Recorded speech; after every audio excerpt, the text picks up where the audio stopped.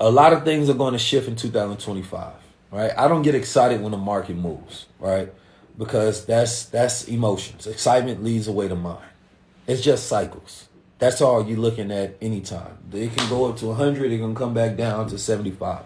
It doesn't matter. These are just cycles.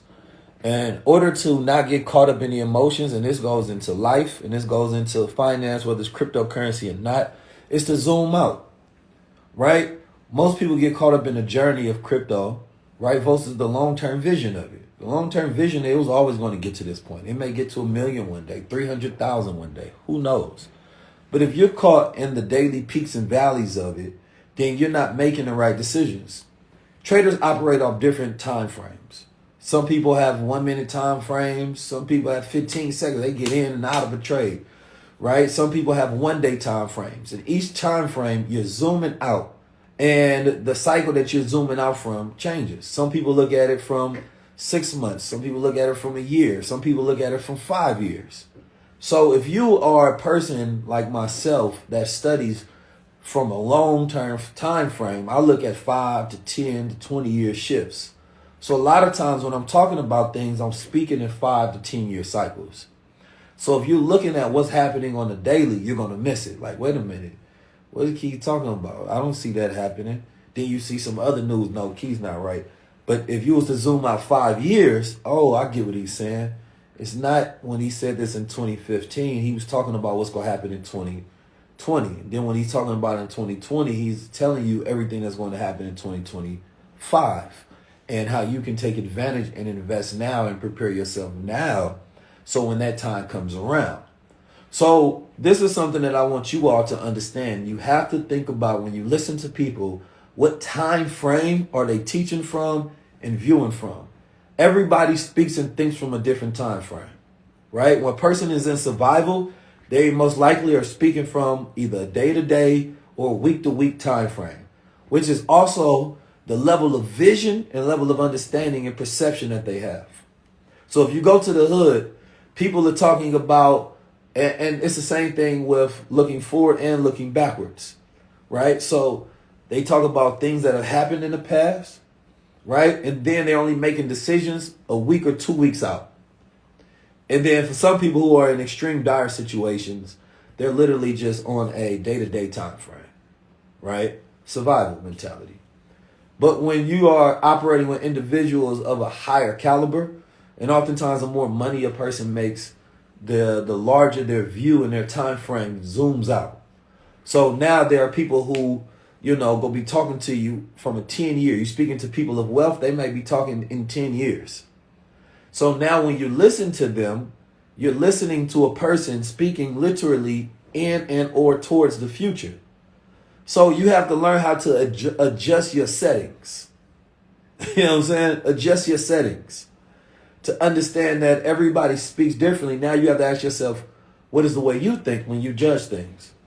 When you measure things, do you measure them from a month-to-month basis, a 2-year basis, 10-year basis?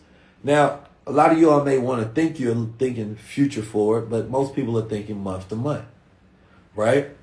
I look at wealth, and wealth to me, and this is how you can tell how wealthy you are. Now, in 2 ways, right? On a metaphysical level, wealth is confidence and your level of value that you have subconsciously of yourself. So somebody a billionaire right now, can lose every single asset that they have, every single dollar they have, right? They can go look at it and they will just cleaned and wiped out. How much wealth do they have, right? Now, of course, the average person like, they ain't got nothing. It's not true, right?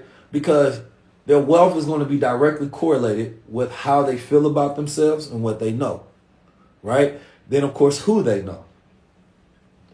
So they're not going to be able to directly leverage the assets under their management because they won't have that. But if they feel like a billionaire still, they would only think like a billionaire. They only do things like a billionaire. They only get results of a billionaire, right? So they're never going to be as broke or as poor as someone who actually doesn't, even if their balance sheet of zero assets and no money in the bank looks the same as somebody else, they're much wealthier than them because of their emotional frequency towards themselves and how they view themselves. So they're going to get at least to the millions very fast, very quick, right? Because that's where their reality is subconsciously. And then they're going to shift their reality to meet that frequency. Now, if they go into depression, it can sink their image of themselves, right? Decreasing their ability to remanifest that reality based on how they perceive themselves. So my question to you all is, right, thinking about it from how wealthy do you feel? Right? That's one level of it. Right? What is the wealth that you know? Meaning that think about all the wealthiest people you know, and you can average your wealth out, right, by how much their net income is. I mean, not net income, but what their net worth is. Because your net worth is not just the assets you own, plus your income minus your debt. It's about who you know, of course, but on a real level, right? If you got know 10 millionaires and you might only have 50,000 in the bank, but your actual value and net worth is much higher because you can leverage the resources within your network. And that should just accumulate depending on what you know and your ability to take advantage of that. And then, of course, it's going to go to your self-esteem and your confidence and your self-belief. Do you see yourself as one of them as well? Our biggest issue has been the attitude that we have of ourselves, right? The lack of self-love, the lack of self-confidence that destroys our ability to build true wealth. And our inability to think past our short-term mental myopia, meaning that we can't think that far, right? When you have a stigma of the eyes, it's called a myopia, and you can't see that far, right? So imagine like you trying to look at something and it goes blurry. It's the same thing that happens to the mind when you're trying to think that far and it fuzzes out. So this is why from the beginning, my blueprint is getting us, of course, we always talk about the mindset because it's 81% mindset, 19% skill set. You know what I'm talking about? 81% mindset, 19% skill set.